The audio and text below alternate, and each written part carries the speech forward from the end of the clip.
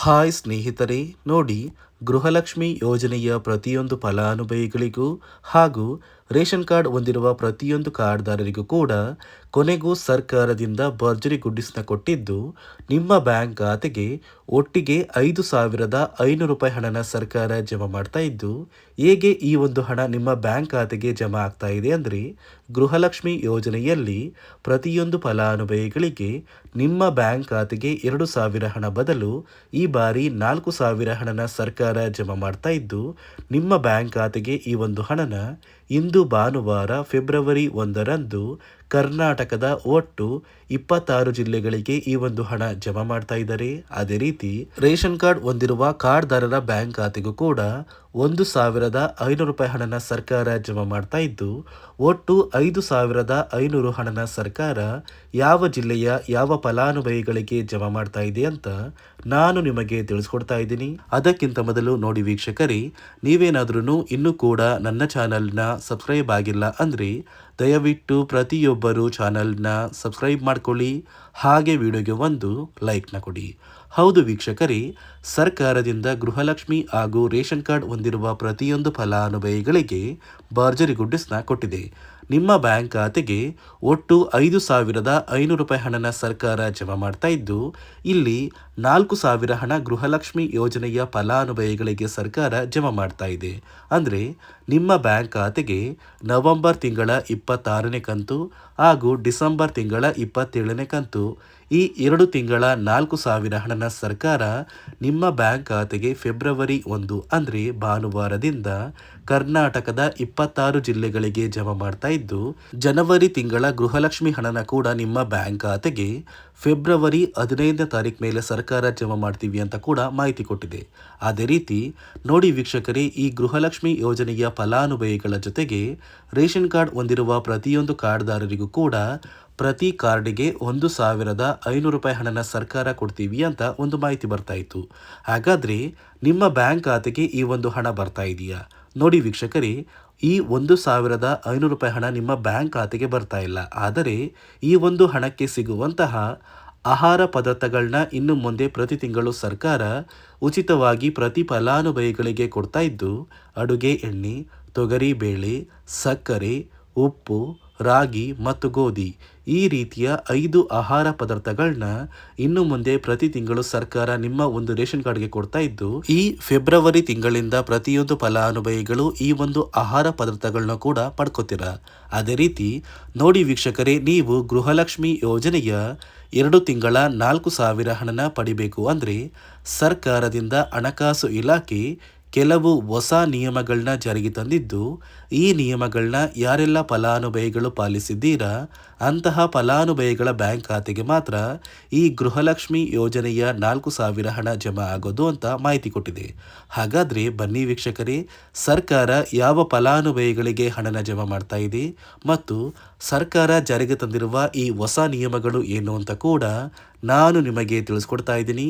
ಅದಕ್ಕಿಂತ ಮೊದಲು ನೋಡಿ ವೀಕ್ಷಕರೇ, ಇಂದು ಭಾನುವಾರ ಫೆಬ್ರವರಿ 1ರಿಂದ ಕರ್ನಾಟಕದ ಯಾವ 26 ಜಿಲ್ಲೆಗಳಿಗೆ 2 ತಿಂಗಳ ಗೃಹಲಕ್ಷ್ಮಿ ಯೋಜನೆಯ 4,000 ಹಣ ಜಮಾ ಆಗ್ತಾ ಇದೆ ಅಂದರೆ, ಮೊದಲಿಗೆ ಬಾಗಲಕೋಟೆ, ಬೆಂಗಳೂರು ನಗರ, ಬೆಂಗಳೂರು ಗ್ರಾಮಾಂತರ, ಬೆಳಗಾವಿ, ವಿಜಯಪುರ, ರಾಮನಗರ, ಚಿಕ್ಕಬಳ್ಳಾಪುರ, ಧಾರವಾಡ, ಗದಗ, ಹಾವೇರಿ, ಉತ್ತರ ಕನ್ನಡ, ದಾವಣಗೆರೆ, ಕೋಲಾರ, ಶಿವಮೊಗ್ಗ, ತುಮಕೂರು, ಚಾಮರಾಜನಗರ, ಬಳ್ಳಾರಿ, ಬೀದರ್, ಚಿಕ್ಕಮಗಳೂರು, ದಕ್ಷಿಣ ಕನ್ನಡ, ಕಲಬುರಗಿ, ಕೊಪ್ಪಳ, ಕೊಡಗು, ಹಾಸನ, ಮಂಡ್ಯ, ಮೈಸೂರು, ಉಡುಪಿ, ವಿಜಯನಗರ ಮತ್ತು ಯಾದಗಿರಿ, ಈ ಜಿಲ್ಲೆಗಳ ಪ್ರತಿಯೊಂದು ಫಲಾನುಭವಿಗಳಿಗೆ 2 ತಿಂಗಳ ಗೃಹಲಕ್ಷ್ಮಿ ಯೋಜನೆಯ 4,000 ಹಣನ ಸರ್ಕಾರ ಜಮಾ ಮಾಡ್ತಾ ಇದೆ.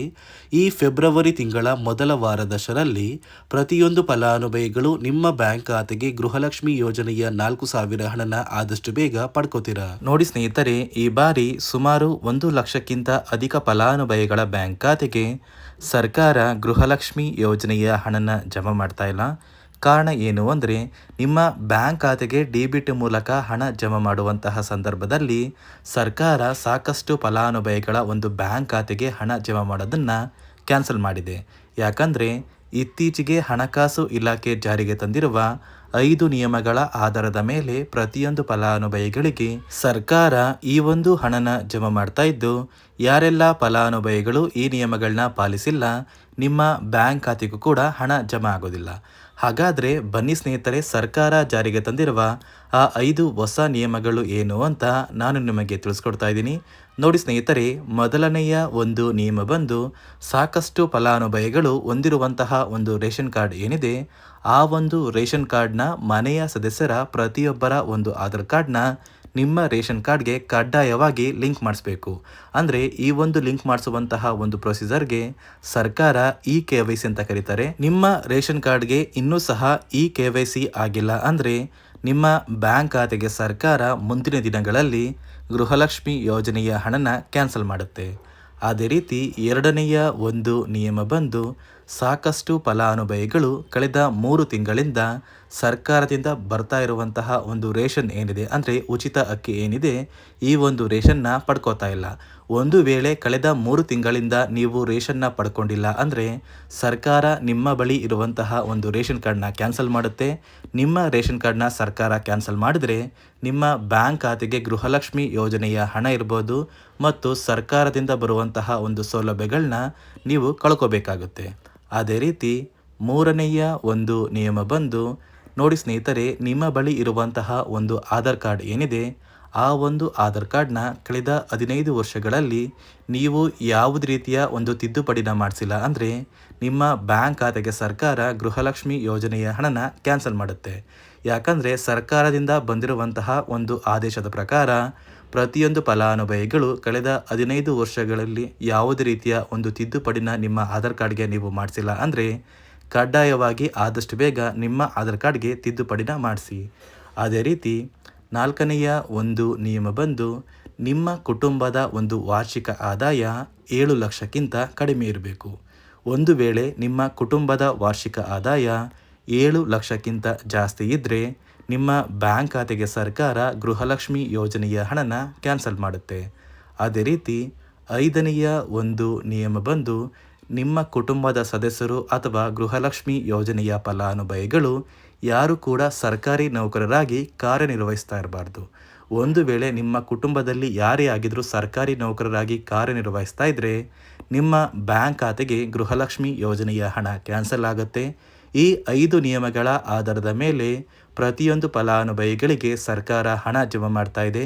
ಒಂದು ವೇಳೆ ನೀವು ಈ 5 ನಿಯಮಗಳನ್ನ ಪಾಲಿಸಿಲ್ಲ ಅಂದರೆ ನೀವು ಕೂಡ ಗೃಹಲಕ್ಷ್ಮಿ ಯೋಜನೆಯ ಹಣದಿಂದ ವಂಚಿತರಾಗಬೇಕಾಗುತ್ತೆ. ನೋಡಿ ವೀಕ್ಷಕರೇ, ಸರ್ಕಾರದಿಂದ ಕೊನೆಗೂ ನಿಮ್ಮ ಬ್ಯಾಂಕ್ ಖಾತೆಗೆ ನಾಳೆ ಭಾನುವಾರ ಫೆಬ್ರವರಿ 1ರಂದು 2 ತಿಂಗಳ ಗೃಹಲಕ್ಷ್ಮಿ ಯೋಜನೆಯ 4,000 ಹಣನ ಕರ್ನಾಟಕದ 26 ಜಿಲ್ಲೆಗಳಿಗೆ ಜಮಾ ಮಾಡ್ತಾ ಇದೆ. ಅದೇ ರೀತಿ ರೇಷನ್ ಕಾರ್ಡ್ ಹೊಂದಿರುವ ಪ್ರತಿಯೊಂದು ಕಾರ್ಡ್ದಾರರಿಗೆ ಯಾವುದೇ ರೀತಿಯ ಹಣ ನಿಮ್ಮ ಬ್ಯಾಂಕ್ ಖಾತೆಗೆ ಬರ್ತಾ ಇಲ್ಲ. ಬದಲಿಗೆ 5 ರೀತಿಯ ಆಹಾರ ಪದಾರ್ಥಗಳು ಇರುವಂತಹ ಒಂದು ಇಂದಿರಾ ಕಿಟ್ನ ಕೂಡ ಸರ್ಕಾರ ಇದೇ ಫೆಬ್ರವರಿ ತಿಂಗಳಿಂದ ಉಚಿತವಾಗಿ ಪ್ರತಿಯೊಂದು ಫಲಾನುಭವಿಗಳಿಗೆ ಕೊಡ್ತಾ ಇದೆ ಅಂತ ಹೇಳ್ತಾ, ಇದಿಷ್ಟು ಸರ್ಕಾರದಿಂದ ಬಂದಿರುವಂತಹ ಒಂದು ಮಾಹಿತಿಯಾಗಿದೆ. ನಾನು ಕೊಟ್ಟಿರುವಂತಹ ಮಾಹಿತಿ ನಿಮಗೆ ಇಷ್ಟ ಆಗಿದ್ದಲ್ಲಿ ದಯವಿಟ್ಟು ಪ್ರತಿಯೊಬ್ಬರು ನನ್ನ ಚಾನಲ್ನ ಸಬ್ಸ್ಕ್ರೈಬ್ ಮಾಡ್ಕೊಳ್ಳಿ, ಹಾಗೆ ವಿಡಿಯೋಗೆ ಒಂದು ಲೈಕ್ನ ಕೊಡಿ.